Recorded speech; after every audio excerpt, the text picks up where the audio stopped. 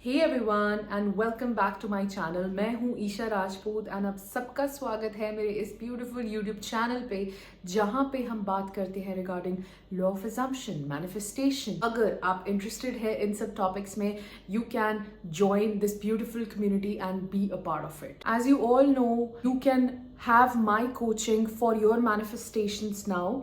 So all you have to do, आपको सिर्फ इतना करना है। अगर आपको मेरी कोचिंग चाहिए रिगार्डिंग योर मैनिफेस्टेशंस, नीचे दिए गए जीमेल पे आपको मुझे एक मेल सेंड करना है, जिसमें सिर्फ आपने अपना एक नाम लिखना है और लिखना है I am interested in your coaching. जैसे ही आप मुझे वो मेल भेजेंगे, हमारा पहला सेशन होगा जिसमें हम डिस्कस करेंगे कि आपके डिज़ायर्स क्या हैं, आप कैसा फील करते हैं, और मैं आपको गाइड करूंगी।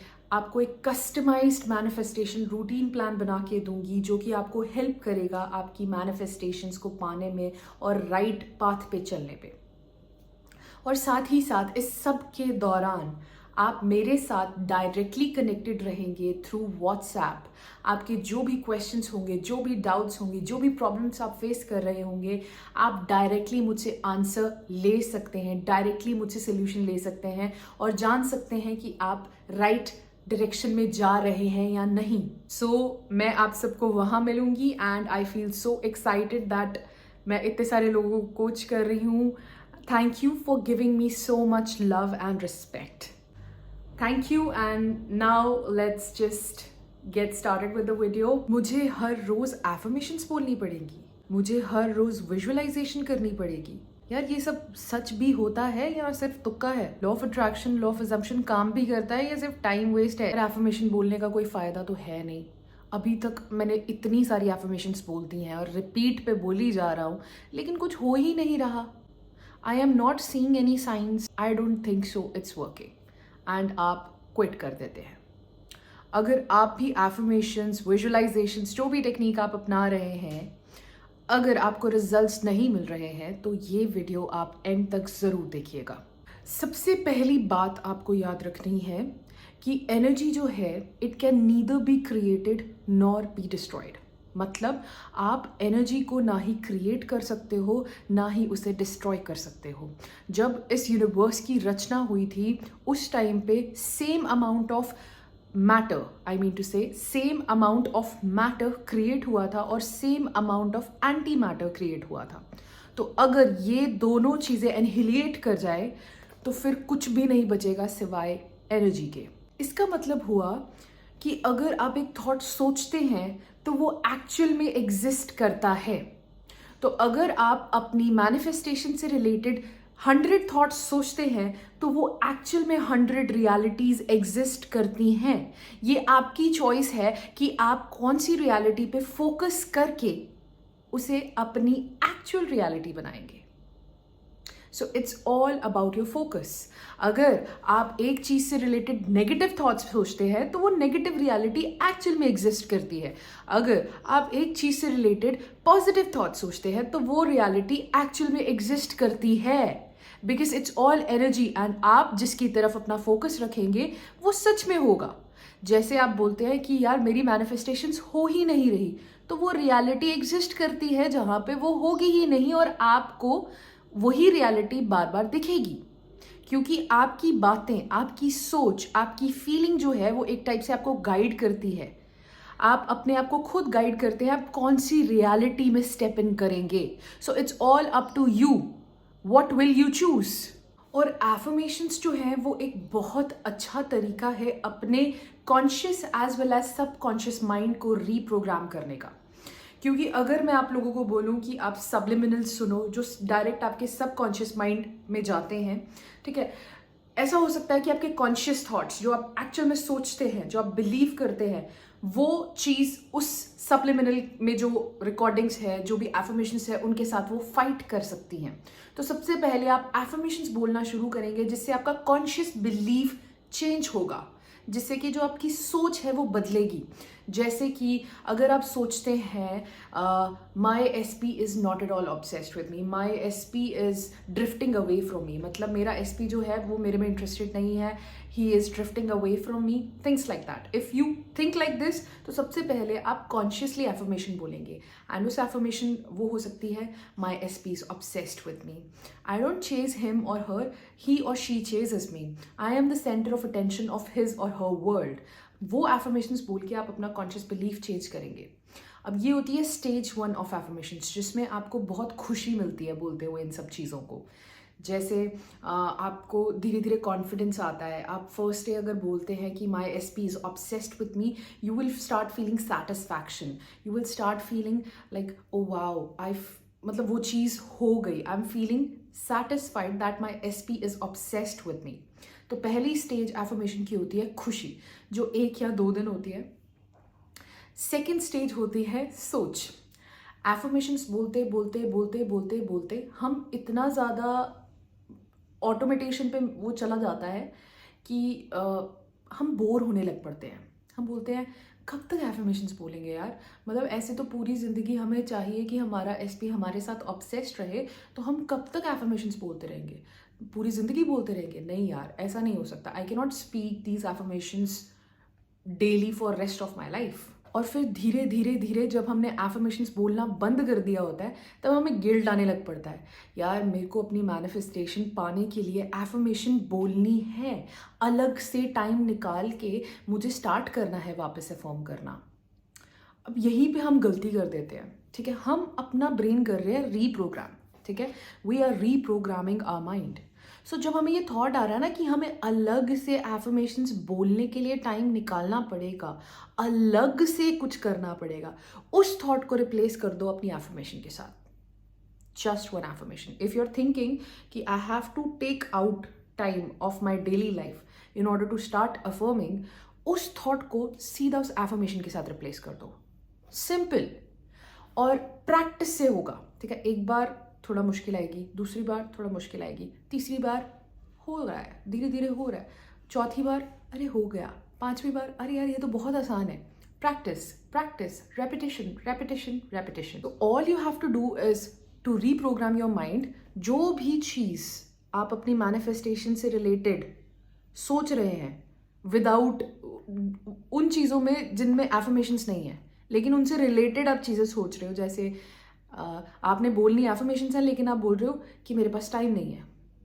सो वो टाइम नहीं है वाले थॉट को आप एफर्मेशंस के साथ रिप्लेस कर दो, और टाइम नहीं है वाले थॉट पे आप फोकस ना करो, वहां से आप अपना फोकस विड्रॉ कर लो. सिंपल. सो नेक्स्ट टाइम अगर आपको कभी भी ऐसा लगे कि नहीं मुझे अलग से टाइम निकालना है, मुझे वापस एफर्मेशन स्टार्ट करनी पड़ेगी, मुझे वापस एक जगह बैठना पड़ेगा, 10 मिनट का टाइमर लगाना पड़ेगा और अफर्म करना पड़ेगा, उसकी बजाय आप डायरेक्ट आप अपनी एफर्मेशंस बोल दो. I would suggest at least try affirming for 21 days. अब क्या होगा, धीरे धीरे धीरे जब आप अपना माइंड रीप्रोग्राम कर रहे होंगे, इन दैट प्रोसेस आप में ना एक अलग सा कॉन्फिडेंस आ जाएगा. आपको एक सेटिस्फैक्शन की फीलिंग आ जाएगी, कंटेंटमेंट की फीलिंग आ जाएगी, आप पीसफुल फील करेंगे, और फिर धीरे धीरे धीरे आप हर एक चीज़ को क्वेश्चन करने लग पड़ेंगे. जैसे आप अपने आप से क्वेश्चन करेंगे, अच्छा मेरी जगह, मतलब अगर मेरे पास इस टाइम पे वो सब होता जिसकी मैं इच्छा रखता हूँ, तो क्या मैं ये काम कर रहा होता इस टाइम पे. और अगर आप नहीं कर रहे होते तो आप वो काम नहीं करेंगे. आप क्या कर रहे होते इस टाइम पे कि अगर आपकी इच्छा इस टाइम पे पूरी हो गई होती, आपकी डिज़ायर फुलफिल हो गई होती, तो इस टाइम पे आप क्या कर रहे होते. सबसे पहला काम आप क्या करते, आप वैसे अपने आप को क्वेश्चन करने लग पड़ेंगे. You will question whole lifestyle, पूरा लाइफस्टाइल आप अपना क्वेश्चन करेंगे. अच्छा क्या मैं ये करता अगर मेरे पास मेरी डिज़ायर होती. मतलब you are not waiting for things to happen. आप वेट नहीं कर रहे हो कि कब होगा और उसके बाद मैं कुछ करूंगा. नहीं, आप एक टाइप से क्वांटम जंप कर रहे हो. और वही हमारा नेक्स्ट टॉपिक है इस वीडियो का, जो कि मैं आपको एक पेन और पेपर की मदद से समझाने की कोशिश करती हूँ. सपोज आप ये पर्सन हैं जो एग्जिस्ट करते हैं स्पेस में, और आपकी एक डिज़ायर है जो आप फ्यूचर में पाना चाहते हैं। ये आप हैं ए, सपोज आप अंकित हैं या अंकिता है, ओके। अब आपकी डिज़ायर फ्यूचर में पूरी होगी, ये है future Ankita, Ankita from future और future Ankita, whatever it is. अब अंकिता में और फ्यूचर वाली अंकिता में टाइम एग्जिस्ट करता है, राइट? ये है टाइम, क्योंकि आपको पता नहीं है कि फ्यूचर वाली अंकिता जिसके पास उसकी डिज़ायर है वो कैसा फील करती है। अब हो सकता है अगर फ्यूचर वाली अंकिता अपने एसपी को मैनिफेस्ट करने की कोशिश कर रही है, तो अगर उसे मिल चुका है अपना पर्सन इन फ्यूचर, तो उसकी फीलिंग्स होंगी लव्ड। उसे महसूस हो रहा होगा कि उसे कोई प्यार करता है, उसे फुलफिल्ड महसूस हो रहा होगा, उसे सेटिस्फैक्शन फील हो रही होगी और उसे फील हो रहा होगा पीस, एंड वो ग्लो कर रही होगी। सो उसे ये सारे इमोशंस फील हो रहे होंगे। अब फ्यूचर वाली अंकिता के पास फीलिंग है जो अंकिता के पास नहीं है, तो हम क्या कर सकते हैं, लॉ ऑफ अजम्पशन, इसे आप लॉ ऑफ अट्रैक्शन कह लीजिए, क्वांटम जंप कह लीजिए, one all the same concept. आप लिटरली यहाँ से यहाँ जंप कर सकते हैं। You can jump. हाउ? आप ये इमोशंस पहले फील करो, feel them now, feel them now. जैसे ही आप ये इमोशंस पहले फील करेंगे, आपने लिटरली क्वांटम जंप कर दिया है। ये टाइम अब एग्जिस्ट ही नहीं करता। अब यही एग्जाम्पल मैं आपको फाइनेंशियल अबंडेंस के एस्पेक्ट में समझाती हूँ। सपोज मैं अपना एग्जाम्पल लेती हूँ। दिस इज़ ईशा, ये है ईशा फ्रॉम 2022, ठीक है, जिसकी एक डिज़ायर है और वो डिज़ायर फ्यूचर में एग्जिस्ट करती है। Future's financially free Isha, okay. उसकी ये डिज़ायर है।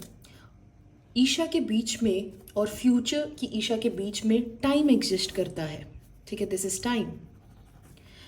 अब मुझे बीच में लॉ ऑफ अट्रैक्शन या लॉ ऑफ अजम्पशन के बारे में पता चल गया, ठीक है।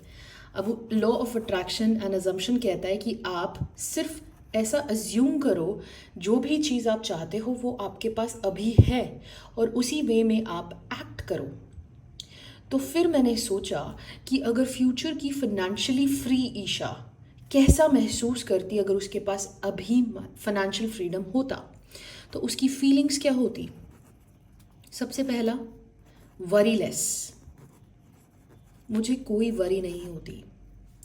अब कुछ लोग कहेंगे कि अगर आपके पास फाइनेंशियल फ्रीडम होगा तो आप शॉपिंग करोगे, आप घर खरीदोगे, गाड़ी खरीदोगे। आई एम अज्यूमिंग कि मेरे पास फाइनेंशियल फ्रीडम आ चुका है और उसके बाद मैंने ये सब चीज़ें कर ली हैं।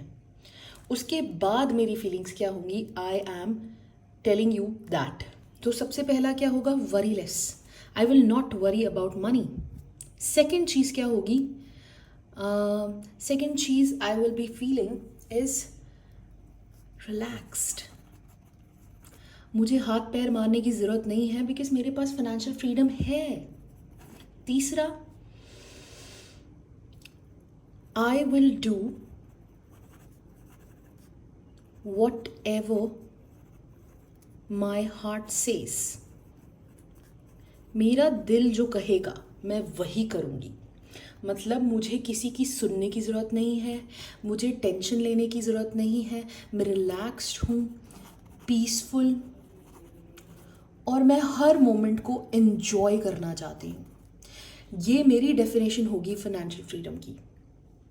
सो लॉ ऑफ अजम्पशन बोलता है कि अगर आप ये सब महसूस करना चाहते हैं फ्यूचर में, तो आप इसे अभी महसूस करो। उससे क्या होगा, आप लिटरली क्वांटम जंप कर लोगे उस रियलिटी में जहाँ पे आपके पास फाइनेंशियल फ्रीडम है। और ये टाइम जो है ये लिटरली एक यू बन जाएगा। Suppose this is Isha from 2022 and उसने ये सारी फीलिंग्स कर ली हैं। सो ये टाइम जो है ये एक यू शेप पे होके फोल्ड हो जाएगा। सो मतलब टाइम में एक बेंड बन जाएगा and you will quantum jump into the financially free Isha.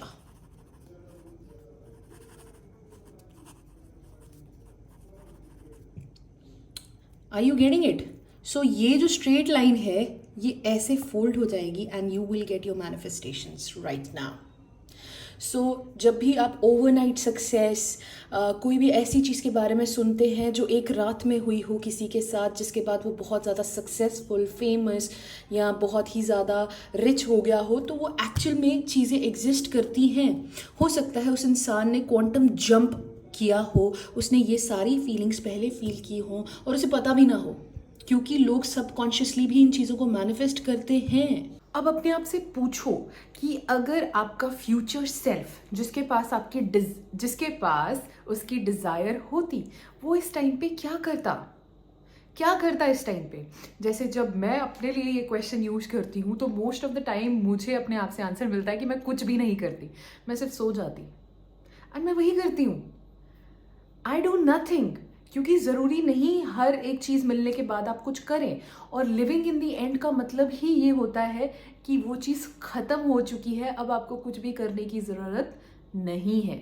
सो अपने आप से पूछो, अगर आप SP मैनिफेस्ट करने की कोशिश कर रहे हो तो अपने आप से पूछो, वो फ्यूचर वर्जन जिसके साथ आपका SP ऑब्सेस्ड होता, वो इस टाइम पे क्या कर रहा होता। क्या वो उन्हें डेस्परेट होके मैसेजेस कर रहे होते या कॉल्स कर रहे होते या उनको बेग कर रहे होते थे please unblock me, please do this to me, या उनके किसी फ्रेंड को फ़ोन कर रहे होते कि यार let me talk to him please, beg कर रहे होते। या वो फ्यूचर वर्जन जिसके साथ आपका SP ऑब्सेस्ड है उसे फ़र्क भी नहीं पड़ रहा होता, क्योंकि उसे पता है कि उसका SP जो है उसके साथ ऑब्सेस्ड है। सो वो अपने ऊपर ध्यान दे रहा होता, राइट? वो अपनी कोई चीज़ कर रहा होता जिससे उसे खुशी मिलती। आपका फ्यूचर वर्जन क्या कर रहा होता? अपने आप से 3 सवाल पूछो, ठीक है? And I will tell you what are these 3 questions. आप कुछ भी मैनिफेस्ट कर सकते हैं क्योंकि ये आपको क्लैरिटी दे देंगे। आपकी कोई भी डिज़ायर है, ask your self why do you want it, why do you want it. कुछ भी रीज़न हो सकता है। If you want your specific person, ठीक है, तो ask your self why do you want it, ठीक है? कुछ बहुत लोगों का जवाब होगा बिकॉज ही और she is beautiful, he does this to me, she does this to me. जो भी है आपका, आप लिखते जाइए जब तक आपको सेटिस्फाई ना हो जाओ आपकी आपने आंसर दे दिया इस क्वेश्चन का। Why do you want your desire, first question. Now the second question is how would it make you feel अगर आपके पास अभी आपकी डिज़ायर होती।